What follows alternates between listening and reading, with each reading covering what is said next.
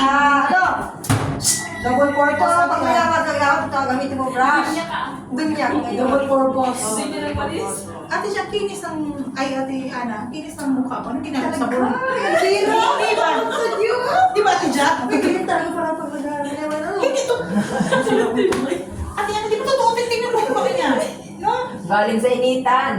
Hindi, Iba talaga yung mukha ko ngayon na naganda ka na yan. Inakuskus ko.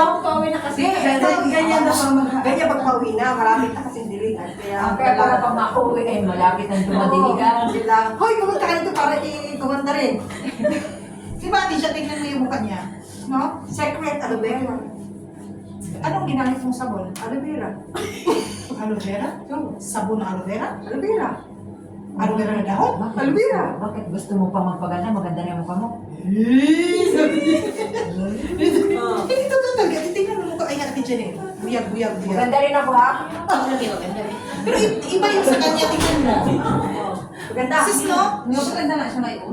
Ate Ana, anong ginamit Aloe mo vera. sa aloe vera na sabon? Aloe vera.